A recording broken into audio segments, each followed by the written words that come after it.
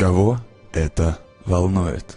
Вы увидите драматизацию опыта жизни Уильяма Бута, основателя армии спасения.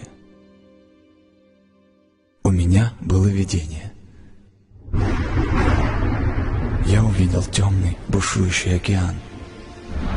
В океане я видел множество тонущих людей. Они кричали, стонали, боролись, молили о помощи. Многие просто тонули. Посреди темного бушующего океана я увидел могучий камень, который поднимался высоко над бурными водами. И вокруг основания этой скалы я видел огромные платформы.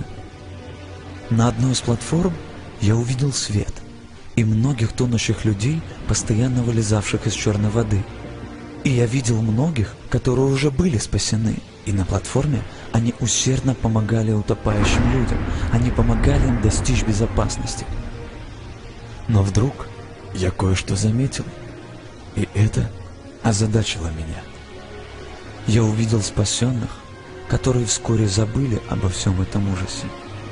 И что меня особенно удивило, они были равнодушными к тем, кто не был спасен, к тем, кто тонул в этом ужасном океане. Они просто не видели, что происходит перед их глазами. Но после я увидел нечто удивительное и прекрасное. Я увидел взгляд с небес и великого, идущего из своего дворца через темные облака прямо в море. Он стал спасать утопающих людей. Он спасал их изо всех сил так, что даже пот его превратился в кровь. И он продолжительно призывал тех, что уже были спасены, кого он спас своими окровавленными руками. Он звал их помочь ему в этой тяжелой и страшной борьбе за спасение утопающих. Странно, но все те, кто были на платформе, кого он звал, были заняты своими заботами, своими профессиями, деньгами, своими семьями, развлечениями, религией и спорами вокруг нее. И они просто не слышали крики и плач этого великого, кто спустился со своим духом на это море спасти их. И миллионы тонущих, кричавших, стонущих и молящих людей оставались во тьме. Но далее я увидел то, что удивило меня еще более всего, что я видел ранее. Те люди, кому Великий взывал о помощи в этой страшной борьбе, они молились Ему. Некоторые просили, чтобы Он пришел, остался с ними, сделал их счастливыми. Другие просили Его избавить их от сомнительных опасений относительно истины. Третьи же просили о понимании Его воли, а иные же хотели просто снова спать спокойно.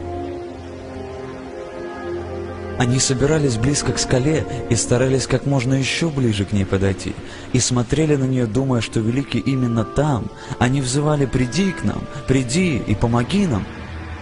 Но все это время Он был там, внизу, с тонущими и плачущими, и взывал к остальным: «Придите ко мне, придите и помогите мне». И вот я понял и осознал. Это море было океаном жизни, фактически местом обитания человечества. Этот поток тонущих – это миллионы грешников различных национальностей, стран и языков. Это огромная скала – Голгофа, а люди, спасенные на платформе – это те, кто были спасены от ада и последовали за Иисусом Христом. Да, тот Великий, что звал помочь Ему, был Сын Божий, тот же, что вчера, сегодня и вовеки, который до сих пор пытается спасать миллионы тонущих от страшной гибели и от проклятий, голос которого не слышен от шума машин, музыки, от шума жизни, голос зовущего прийти и помочь Ему спасти мир. Мои друзья во Христе, вы спасены от вод, вы на скале. Иисус в темном море зовет тебя прийти и помочь Ему. Пойдешь ли ты?